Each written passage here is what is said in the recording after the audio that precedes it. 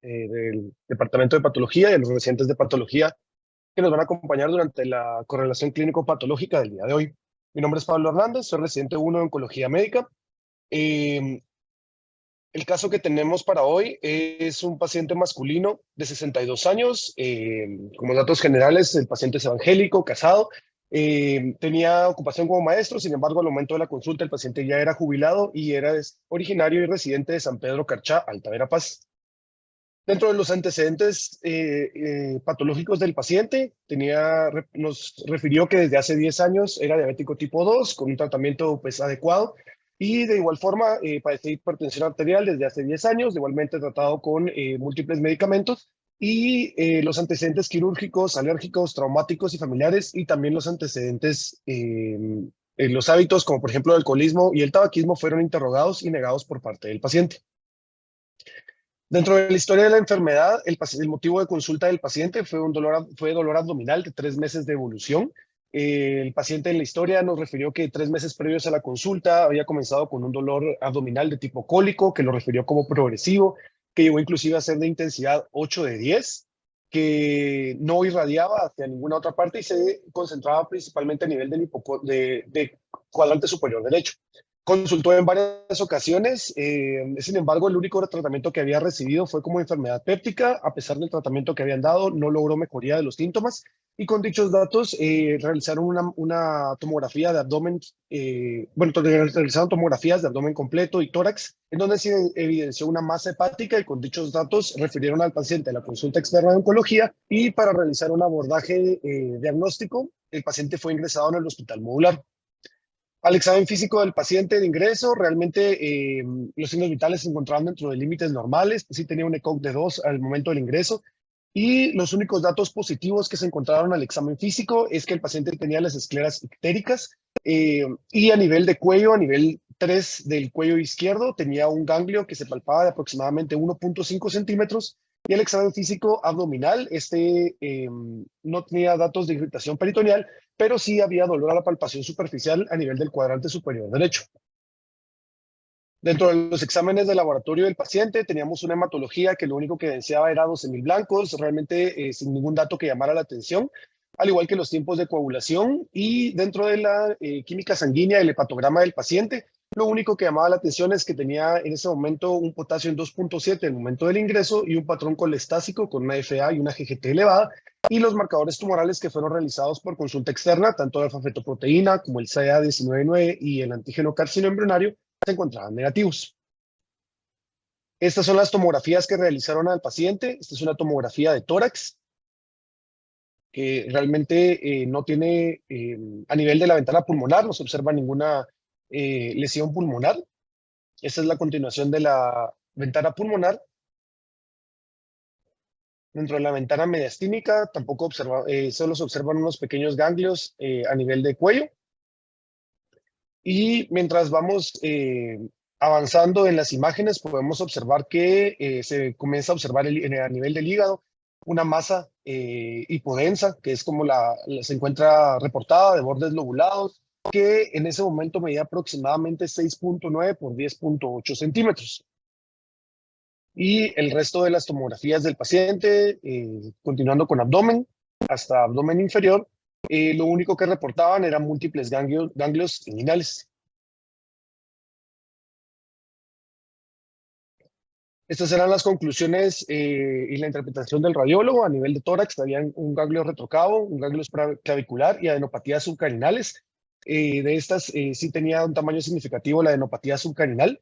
A nivel de TAC de abdomen superior, reportaron la imagen hipodensa, como mencioné, de bordes lobulados, que se localizaba hacia la vena porta del lóbulo caudado hepático, y que tenía trayecto hacia el conducto biliar de 6.9 centímetros por 10.8 centímetros, con múltiples ganglios paraórticos de predominio izquierdo, y a nivel de abdomen inferior, múltiples ganglios inguinales bilaterales.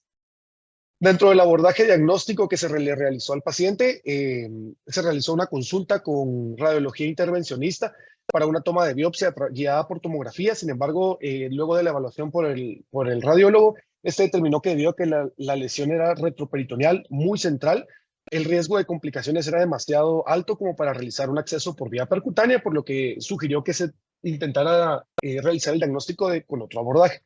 Se le realizó una endoscopía gástrica y una colonoscopía al paciente, las cuales fueron reportadas sin evidencia de actividad tumoral. Como me había mencionado, dentro del examen físico del paciente se había palpado un ganglio a nivel de cuello izquierdo. Se realizó una consulta con cirugía, quienes realizaron la resección del mismo. Se envió el material a estudio patológico y fue reportado como metástasis de una neoplasia maligna indiferenciada, en ese momento con áreas sarcomatoides. Sin embargo, ya con el estudio de inmunohistoquímica, nos dieron un diagnóstico que sugería un tumor neuroendocrino metastásico, con un Ki-67 en 90%, una sinaptoficina que daba para positivo focal, un S100 positivo y CD56 también positivo focal. Mira, Entonces, Pablo, una pregunta, aquí hay una pregunta. ¿Será que nos puedes explicar por qué se le tomó la biopsia del ganglio si la lesión más grande está en el hígado? Bueno, retroperitoneal, la del ganglio del cuello. En ese momento, como mencioné, cuando se intentó realizar por vía percutánea, la sugerencia del doctor radiólogo fue de que debido al riesgo de complicaciones que se corría. Pero por ejemplo, ¿por qué no lo lapearon? Porque teníamos primero el reporte inicial de la biopsia, que sí nos había reportado una neoplasia maligna indiferenciada. En ese momento, la inmunistoquímica, los estudios, hablamos con el departamento de patología, el estudio de inmunistoquímica se encontraba pendiente. Entonces, se decidió esperar a obtener los resultados de inmunistoquímica para no hacer un abordaje tan invasivo del paciente. Sí se tenía planteado de que si la inmunistoquímica no nos daba mayor información, se iba a intentar realizar un abordaje un poco más invasivo, como por ejemplo una laparoscopía, y de hecho también se valoró realizar un abordaje si es que si el paciente hubiese tenido, se realizó también un ultrasonido, eso no lo mencioné, que no tenía dilatación de la vía biliar el paciente, entonces con eso también se descartó que pudiera haber otro tipo de un abordaje al momento de realizar un drenaje. Y esa fue la razón, realmente. Bueno, tal vez la pregunta tal vez para Valeria Cabrera. Valeria, ¿me podría explicar por qué se prefiere hacer una biopsia en el cuello y no un abordaje con una cirugía, por ejemplo, la laparoscopía o la parotomía por ahora? Por el, Pablo lo por acaba de el, decir, pero no lo explicó tan bien, pero sí lo dijo. A ver, dígame usted, explíquemelo más detalladamente para que todos entendamos. realmente por el riesgo, doctor, que corre el paciente de someter a una cirugía versus un procedimiento menos invasivo, y por el drenaje también. Recordemos que uno pues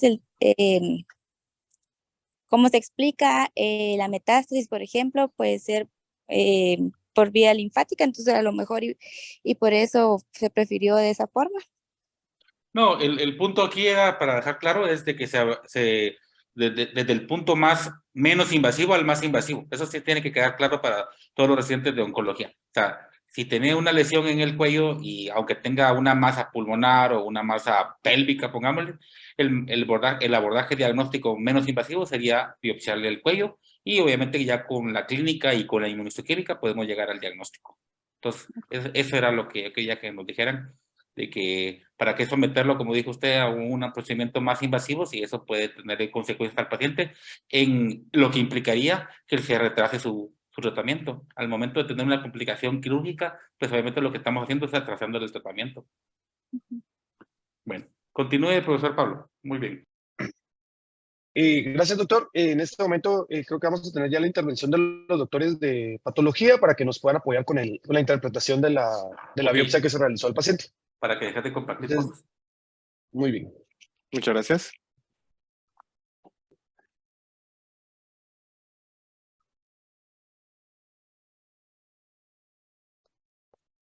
Buenas noches, ¿será que me escuchan? Sí, sí, lo escuchamos. Ok, muchas gracias. Para continuar lo de la correlación clínica patológica, su servidor, el doctor Juan Carlos Rodríguez, es residente 3 del Departamento de Patología. Con los datos del paciente referido de la muestra, pues es un paciente con las iniciales JATY, un paciente masculino de 62 años de edad. La muestra procedía del Departamento de Medicina Interna y se le brindó un número de solicitud P2023-1902. La descripción macroscópica del tejido de que nos brindaron fue un fragmento de tejido nodular, gris, firme, irregular de 1.3 por 1 por 0.7 centímetros, el cual al corte fue gris. Se sometieron las secciones del tejido para estudio histológico.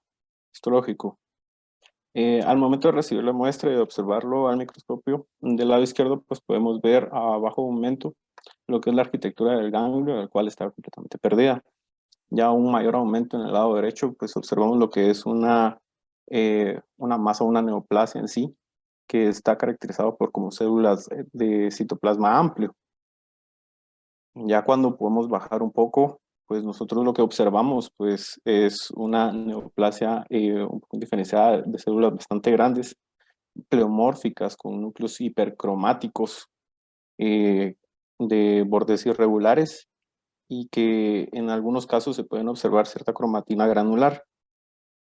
En ciertas áreas de la lesión en sí podíamos observar lo que eran áreas fusiformes y como delgadas, dando apariencia sarcomatoide. Con esta información, pues se logró tener una primera impresión, lo que era un ganglio linfático con metástasis de una neoplasia maligna indiferenciada con áreas sarcomatoides. Debido a esto, pues se recurrió a realizar lo que es el primer panel de inmunohistoquímica y se realizó lo que fue el estudio de S100, que fue positivo, y al mismo tiempo se realizaron lo que fue la pancitoqueratina, el CDX2, el CD30 y el CD34, que fueron negativos, cada uno para ir descartando. Por ejemplo, la pancitoqueratina para descartar de origen epitelial, el CDX2 junto con la pancitoqueratina para descartar que fueron de origen intestinal, el CD30, que es para que podamos descartar lo que es sarcomas y al mismo tiempo linfomas, y CD34 y también para sarcomas. El S100 positivos pues nos brinda información de un origen de neuroectodérmico o un melanoma o un tumor de la vaina. Entonces, como en la primera diapositiva, pues tenemos lo que es el estudio de inmunohistoquímica de S100, donde podemos observar la tinción de inmunohistoquímica en las células, en ciertas células, que es una tinción tanto citoplasmática como nuclear, y que lo cual se considera como un estudio focal. Ya con esta información, y después de reanalizar otra vez el caso, pues se decide ampliar mucho más el panel de inmunohistoquímica. Se decide hacer lo que es el P53 y la sinaptofisina, que fueron positivos, y se realizaron otros estudios como es el SOX10, la actina músculo liso, la cromogranina y el CD57, los cuales fueron negativos, siempre para ir descartando otras opciones diagnósticas. El SOX10 para descartar lo que es melanoma, la actina del músculo liso pues para descartar sarcomas o tumores de la vaina, o, la cromogranina, pues, y el CD57 que se utilizan para confirmar lo que son tumores neuroectodérmicos, pero que fueron negativos. Al poder observar los resultados, pues aquí observamos en esta diapositiva la tinción de inmunohistoquímica del P53, la cual fue positiva y que nos pinta nuclearmente en las células. Como había mencionado, también se realizó lo que fue el estudio de sinaptofisina, el cual es nuclear y membranoso, y en el centro pues podemos ver una célula que tiene exactamente esas características. Mire, doctor, ¿será que puede regresar a la previa y que nos diga así con su mouse dónde está la positividad así para lo de la sinaptofisina? Ah, sinaptofisina ahorita. Sí. Okay. Permítame. Sí. Ajá. Aquí. Como podemos observar, la sinaptofisina pues es una inmunohistoquímica que nos va a teñir lo que es nuclearmente y citoplasmáticamente a la célula. Entonces aquí en el centro pues podemos observar esta célula donde podemos observar el núcleo que está teñido y el citoplasma también. Entonces nosotros lo consideramos positivo y al mismo tiempo focal debido a que no, como podemos observar, solamente estas células, las demás células no están demostrando esta positividad. Ah, ok. Es que era lo que me quedaba la duda. Bueno, muchas gracias. Ok, doctor. Como había mencionado, ya con la información se vuelve a reanalizar otra vez el caso y pues se tiene una probabilidad muy alta de lo que es una metástasis de un tumor neuroendocrino metastásico, por lo cual realizamos otros estudios para poder confirmarlo mucho más y estar más seguros, por lo cual se realizó lo que es el CD56 y el Ki67, los cuales fueron positivos, ambos, el CD56 positivo focal y el Ki67, el cual estaba positivo al 90%.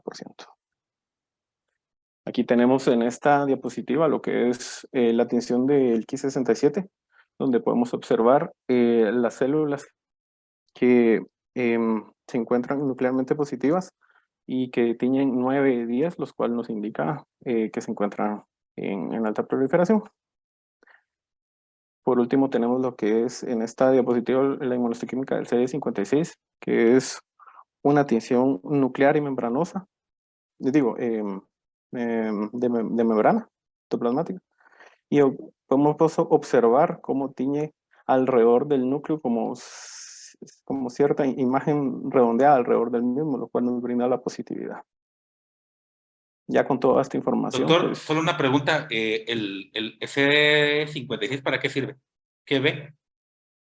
el CD56, como el tumor lo estábamos orientando a lo que era un tumor neuroendocrino metastásico, había que confirmarlo. Entonces, lo que son los marcadores de CD56 junto con el S100, la cromogranina y la sinaltofisina positiva, pues nos va a brindar lo que es el diagnóstico de un tumor neuroendocrino, aunque en este caso la cromogranina fue negativa, que me acuerdo. Ok. Y tal vez, doctora Marisol, usted nos podría así como que profundizar más para cuál es la utilidad del CD56. Buenas tardes. Buenas tardes. El CD56 es un derivado de la cresta neural. Al principio, cuando se descubrieron las moléculas, se creía que iba a marcar linfomas, pero se vio que marcaba mucha célula de nervio periférico, neuroendocrina, toda aquella célula que tuviera una derivación de la cresta neural. Entonces es uno de los marcadores neuroendocrinos por excelencia que se hace en el panel de tumor neuroendocrino para descartar un tumor neuroendocrino. Una de las cosas que les quería decir es que en realidad se tuvo un poco de suerte para diagnosticar este caso. Si ustedes se dieron cuenta, son 3 paneles de inmunohistoquímica en diferentes tiempos. Esto es algo importante para los residentes de oncología. Nosotros cuando vemos neoplasias muy diferenciadas, les hacemos paneles.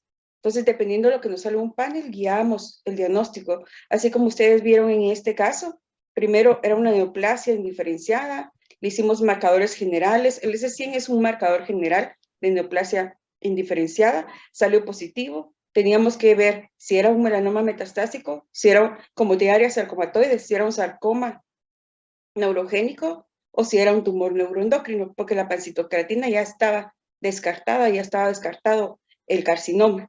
Entonces, el segundo panel, si se dieron cuenta, hacemos anticuerpos para descartar esas 3 cosas. Y en el segundo panel nos sale un marcador neuroendocrino que es la synaptofisina positiva. Entonces ya teníamos 2 marcadores y focal. Ahorita les voy a explicar por qué son focales. Teníamos 2 marcadores de neuroendocrino. Entonces, ¿qué teníamos que hacer? Completar el panel de inmunohistoquímica de neuroendocrino y el CAI, que es lo que les sirve a ustedes para manejo del paciente y pronóstico del paciente. Entonces, en el tercer panel se le hizo el CD56 y el CAI. ¿Por qué es importante que sepan eso? Porque no podemos hacer, a veces quieren ustedes el resultado de un único panel de inmunohistoquímica. Eso a veces no se puede. Y tuvimos suerte porque a veces hacemos el primer panel en las neoplasias indiferenciadas y son negativos los marcadores. Y cuando los marcadores son negativos, no sabemos para dónde guiarnos o cómo seguir el estudio de inmunohistoquímica y nos quedamos allí. ¿Por qué los marcadores son focales y no son difusos como característicamente las neoplasias bien diferenciadas? Por lo mismo, teníamos una neoplasia indiferenciada, no sabíamos qué era, teníamos idea por la historia que nos contaron, por las imágenes, la localización. El primer enfoque fue ponerlo como teñaria sarcomatosis, como que fuera un sarcoma, o que podía ser, y como era indiferenciada, también se le hicieron los de indiferenciado. Pero las neoplasias, entre más indiferenciadas son, eso significa que entre menos se parezcan a la célula que le dio origen, menos captan el estudio de inmunohistoquímica y menos sirve el estudio de inmunohistoquímica para marcarlas. Por eso es que hay neoplasias muy indiferenciadas que no podemos llegar al origen de esa neoplasia y toda la inmunohistoquímica sale negativa, porque a veces también nos preguntan, pero ¿por qué no siguió? ¿Por qué no siguió la inmunohistoquímica? ¿Por qué no hizo otro panel si todos los marcadores del primer panel fueron negativos? Esto es importantísimo para que ustedes nos den la historia, las imágenes, cómo guiarnos. Estos tumores neuroendocrinos en el hospital, en mi experiencia para diagnosticarlos, los encontramos así, ya metastásicos, bien indiferenciados, con un KI sumamente alto. Entonces, eso es algo importante, que ustedes nos proporcionen el material para nosotros guiar nuestro estudio de inmunohistoquímica. Gracias, Marisol. Muchas gracias, doctora. Por último, pues junto con toda esta información, el estudio de inmunohistoquímica pues, nos va a sugerir lo que es un tumor neuroendocrino metastásico. Muchas gracias.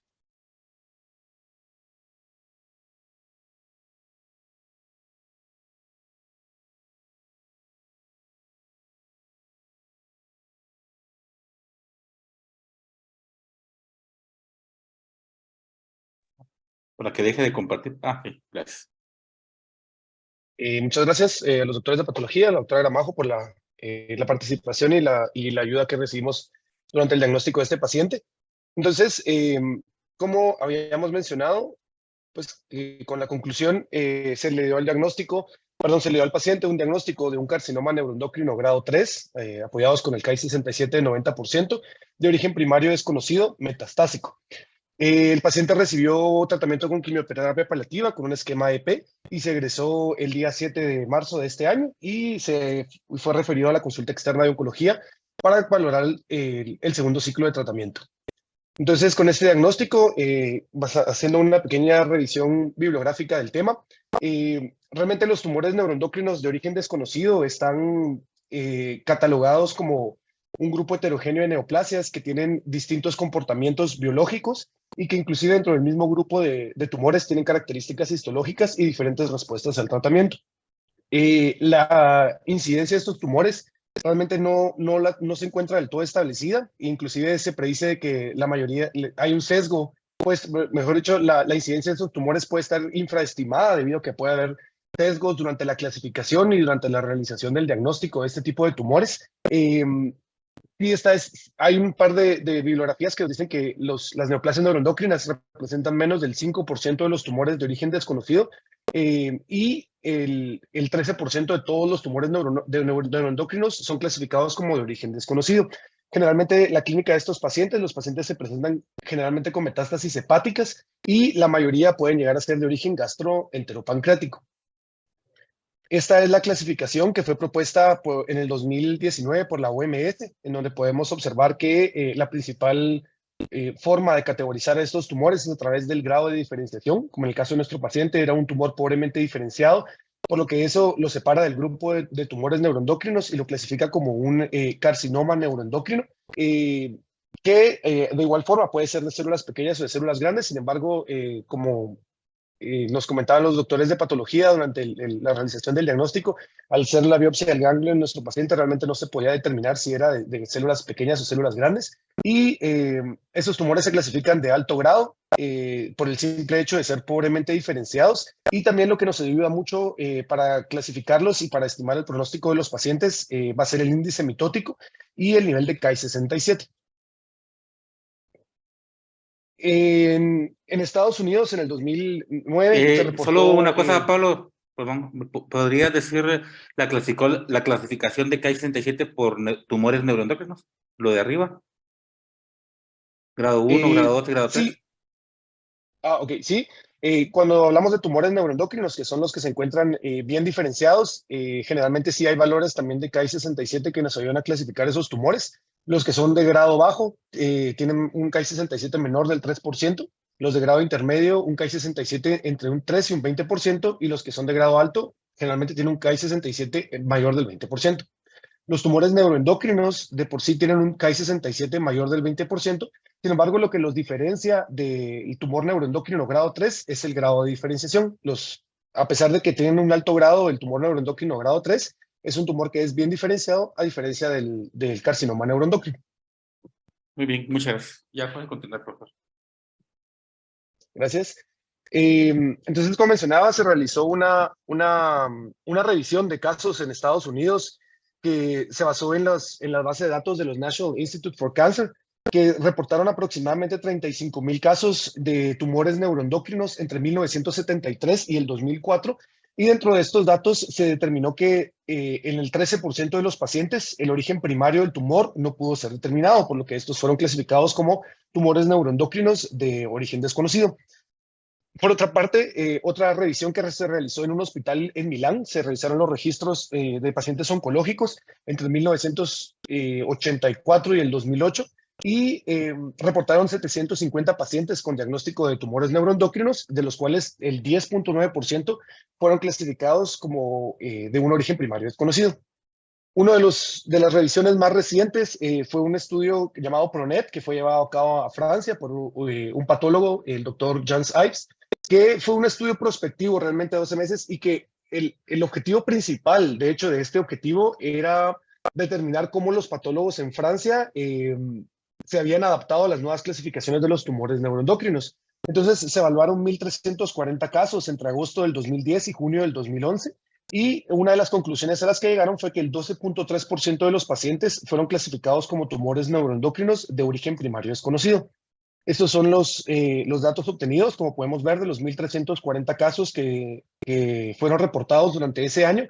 190 de los pacientes fueron clasificados como tumores neuroendocrinos de origen desconocido, con una media de edad de 63 años, realmente la mayoría hombres, pero sin mayor diferencia. Y de esos 190 pacientes clasificados como de origen primario desconocido, el 100% se había presentado como en una etapa con metástasis. Y en esa misma revisión, regresando a los 190 pacientes que fueron diagnosticados con un neuroendocrino de origen desconocido, el 84 pacientes, se clasificaron como pobremente diferenciados, lo que nos daría el diagnóstico de carcinomas neuroendocrinos, representando el 44.2% de los pacientes. Y como podemos ver, 11 pacientes fueron clasificados como de células pequeñas, 27 de células grandes y 46, la mayoría de los pacientes, no se pudo clasificar debido al origen de donde fue tomada la biopsia. Con respecto al pronóstico de los pacientes, estas dos gráficas representan el pronóstico de los pacientes que son diagnosticados con tumores neuroendocrinos diferenciados versus los que son diagnosticados con pobremente diferenciados. Como podemos ver, el pronóstico de los pacientes varía realmente bastante dependiendo de si la enfermedad es localizada, regional y metastásica. En los pacientes con tumores diferenciados y con enfermedad a distancia, tienen una supervivencia global de hasta 33 meses. Sin embargo, es muchísimo menor en los pacientes en diagnóstico de tumores neuroendocrinos pobremente diferenciados. Como podemos ver, los pacientes con enfermedad a distancia tienen una supervivencia global de tan solo 5 meses. Dentro del abordaje inicial de estos pacientes, realmente no hay una guía exacta que nos dé las mejores, no es que nos demos recomendaciones, pero realmente la conclusión a la que llegan las diversas guías es que al final, independientemente del origen del tumor, el simple hecho de ser un carcinoma neuroendocrino, se sabe que el paciente se va a beneficiar de tratamiento con quimioterapia. Entonces, como vamos a ver más adelante, entonces no está tan recomendado realizar una exploración tan exhaustiva para dar con el tumor primario. Sin embargo, sí está recomendado para poder, con fines de estadificación, la obtención de imágenes de tórax, abdomen y pelvis. En estos pacientes, cuando queremos buscar especialmente actividad a nivel de ganglios, el PET es de bastante utilidad. En los carcinomas neuroendocrinos no se recomienda realizar el PET con galio 68 DOTATE, que es el que nos ayuda a buscar los tumores neuroendocrinos, porque este estudio lo que hace es que se une a los receptores de las células que expresan somatostatina, que es generalmente en los tumores neuroendocrinos que se encuentran bien diferenciados. En los carcinomas neuroendocrinos, al ser pobremente diferenciados, por eso es que este estudio no es de utilidad. Y también se recomienda la resonancia magnética cerebral debido a que la mayoría de los pacientes puede llegar a tener metástasis cerebrales. Con respecto al tratamiento, como mencioné previamente, todos los tumores neuroendocrinos, los carcinomas neuroendocrinos se van a beneficiar del tratamiento con terapia sistémica, independientemente del sitio y el origen del tumor. La combinación de cisplatino de topósido o carboplatino de topósido han sido los esquemas más estudiados, a pesar de que realmente no hay muchos estudios tan grandes con estos esquemas de tratamiento. Y hasta el momento no hay estudios que guíen el tratamiento en segunda línea. Sin embargo, como vamos ver más adelante, las guías de NCCN sí dan un par de recomendaciones para pacientes que hacen progresión con el tratamiento de primera línea. Como podemos observar en las guías de NCCN, por ejemplo, si nos basamos en lo que sería el caso de nuestro paciente, es un tumor neuroendocrino extrapulmonar, pobremente diferenciado. Se hace el abordaje de estadificación del paciente y al ser metastásico, la recomendación es que el tratamiento debería ser quimioterapia. Con respecto a la quimioterapia y los esquemas que había mencionado, realmente la mayoría de las recomendaciones se basan principalmente en estos dos estudios, uno realizado en 1991 por el Dr. Mörtel, que incluyó 45 pacientes, y podemos ver que los pacientes con tumores neuroendocrinos de alto grado, el 17% tuvo una respuesta completa y el 50% tuvo una respuesta parcial. Otro estudio que fue realizado en 1999, de igual forma, diferenció los pacientes con tumores neuroendocrinos en alto y bajo grado, y los tumores de alto grado tuvieron una respuesta completa en el 10% de los pacientes y una respuesta parcial en 32% de los pacientes. Otro estudio que es el estudio quizá el más reciente, que fue publicado en el 2013 y con el mayor grupo de pacientes, es el estudio Nordic, que fue presentado por el doctor Halfdan Sorp, que es un oncólogo noruego. Fue una revisión retrospectiva realmente de 305 pacientes que fueron diagnosticados con tumores neuroendocrinos, carcinomas neuroendocrinos, perdón, en hospitales de Noruega, Suecia, Dinamarca y Finlandia. Y dentro de lo que reportaron que 252 pacientes recibieron tratamiento de quimioterapia y 53% de los pacientes recibieron los mejores cuidados de soporte. El 51% de estos pacientes fueron hombres con una edad media de 60 años. El 32% de los pacientes fueron diagnosticados con un carcinoma neuroendocrino de origen primario desconocido. La mayoría de los pacientes se presentó con metástasis a nivel hepático y metástasis en ganglios linfáticos. Y la supervivencia global fue de 1 mes en los pacientes que recibieron mejores cuidados de soporte comparado con 11 meses en los pacientes que recibieron quimioterapia. Con respecto a los esquemas de quimioterapia utilizados, fueron estos 3. Sin embargo, la mayoría de los pacientes recibió cisplatino de topósido. Pero cuando lo comparamos con los otros 2 esquemas de carboplatino de topósido y carboplatino de topósido vincristina, vemos realmente que las tasas de respuesta son bastante similares. Realmente no hay mayores diferencias. Tampoco hay diferencia en la media de progresión libre de enfermedad, que fue de 4 meses para los 3 grupos de pacientes con los diferentes esquemas, y la supervivencia global tampoco fue estadísticamente significativa. No hubo diferencias estadísticamente significativas entre los 3 grupos de pacientes. Y los pacientes, a pesar de que pues, el grupo de pacientes con cisplatino topósido tuvo una supervivencia de 12 meses. Esto es la gráfica, como podemos observar, en que no hay diferencias significativas en la supervivencia global en los pacientes con los diferentes esquemas de tratamiento. Sin embargo, lo que sí llamó la atención en el análisis de subgrupos es que uno de los factores que sí puede predecir la supervivencia de los pacientes es el Ki-67. Los pacientes con un Ki-67 arriba, menos de 55%, tenían una mayor supervivencia global a los 30 meses de haber iniciado el estudio. El 23% de estos pacientes se encontraba vivo versus un 7% de los pacientes que tenían un Ki-67 mayor del 55%, por lo que podemos considerar que este puede ser un factor predictivo en este grupo de pacientes. Ya pasando al tratamiento que podemos considerar en segunda línea, dentro de las guías de NCCN se recomienda valorar el uso de pembrolizumab. Sin embargo, no hay estudios realmente que den conclusiones de si sí o no está recomendado, pero está este estudio que fue un estudio fase 2 en pacientes con carcinomas neuroendocrinos pobremente diferenciados extrapulmonares que ya habían recibido tratamiento previamente. El estudio solo constó de 14 pacientes, sin embargo, y el objetivo primario del paciente era determinar la tasa de respuesta. Sin embargo, la progresión libre de enfermedad solo fue de 56 días en los pacientes que recibieron pembrolizumab y 10 pacientes presentaron progresión de la enfermedad, por lo que en este momento el pembrolizumab no tiene ninguna eficacia en pacientes que han sido tratados previamente y que tienen diagnóstico de un carcinoma neuroendocrino extrapulmonar. Otro estudio que evaluó el uso de terapia anti-CTL4 y anti-PD1 con ipilimumab y nivolumab. Este realmente es un estudio que se lleva a cabo en varios grupos de pacientes con tumores raros. Este es la cohorte de los pacientes que tenían neoplasias neuroendocrinas Sin embargo, solo se reportaron 19 pacientes, todos eran carcinomas neuroendocrinas de alto grado, el 21% de los pacientes tenían un origen primario desconocido del tumor y la conclusión de este estudio con la combinación fue que se obtuvo una tasa de respuesta objetiva del 26% y determinaron que el beneficio clínico, es decir, que el paciente tuviera por más de 6 meses respuesta completa, respuesta parcial o enfermedad estable, fue en el 32% de los pacientes, lo que nos lleva a una supervivencia libre de progresión de 32 meses, por lo que esta combinación de medicamentos podría ser considerada en pacientes que progresan a la primera o segunda línea de tratamiento.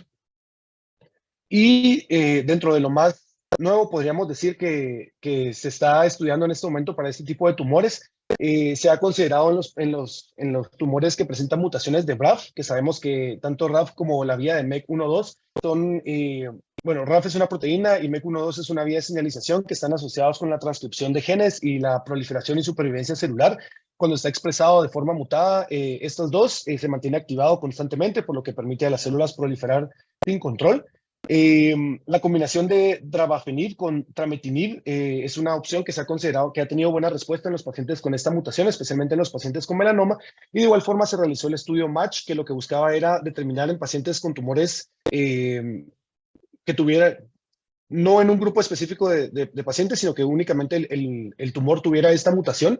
Entonces, en este estudio, sí hubo una tasa de respuesta de los pacientes del 38%. Sin embargo, dentro de este grupo de pacientes, solo 2 pacientes tenían diagnóstico de un tumor neuroendocrino mixto y 2 pacientes tenían el diagnóstico de un tumor neuroendocrino de origen a nivel del colon. Y un tratamiento que se está estudiando es la terapia dirigida hacia proteínas de fusión TRK, que son proteínas que participan activamente en la regulación, el crecimiento y la diferenciación celular, y así como en las vías de apoptosis. Cuando existe un reordenamiento a nivel de los cromosomas y existe una mutación a nivel de estos genes, se producen este tipo de proteínas aberrantes, que lo que conlleva también es un estado de proliferación celular sin control. Para esto se están llevando a cabo 2 estudios que son fase 1-2, ambos. El primero es con entrectinib, que realmente este es el resultado de tres subprotocolos combinados, en el que han reportado tasas de respuesta completa hasta el 7% y de respuesta parcial en 50% de los pacientes. Sin embargo, dentro de este grupo de pacientes, solo 3 pacientes tienen diagnóstico de un tumor neuroendocrino y no hacen la diferenciación si es un tumor pobremente o bien diferenciado. Y el otro estudio, que también es un estudio fase 1-2, que es el estudio Libretto, que también tiene el mismo objetivo terapéutico, solo que este es con selpercatinib, que también ha demostrado en un análisis preliminar que hay adecuadas tasas de respuesta. Hasta el 43% de los pacientes han presentado respuesta completa y respuesta parcial. Sin embargo, este estudio aún sigue enrolando pacientes y de momento no se ha enrolado ningún paciente que tenga un diagnóstico de tumor neuroendocrino, así que habrá que esperar los resultados de estos para ver si en algún momento podrían ser de beneficio para los pacientes con diagnóstico de carcinoma neuroendocrino. Y muchas gracias, eso era lo que tenía preparado para el día de hoy. No sé si hay alguna pregunta. Sí, Pablo, necesito que me hagas se me fue tal vez cuando te estaba revisando la presentación que pusieras conclusiones. ¿Nos podrías dar tus conclusiones? Sí, claro. Bueno, realmente pues podemos concluir que este grupo de tumores, los carcinomas neuroendocrinos, realmente son una neoplasia que no es tan frecuente el diagnóstico. Sí, aproximadamente entre un 10 y un 13% de los pacientes pueden tener un origen que no es, tener un origen primario desconocido. Sin embargo, de acuerdo a la revisión, también podemos observar que realmente para dar el tratamiento a estos pacientes no necesitamos tener exactamente el diagnóstico del origen del tumor, debido a que la mayoría de los pacientes van a responder de forma adecuada al tratamiento. La combinación de platino con etopósido, ya sea cisplatino o carboplatino, tiene adecuados resultados con una supervivencia global de hasta 11 meses en los pacientes, especialmente en los que se presentan en estado metastásico. Y pues que hay ciertas terapias dirigidas que han mostrado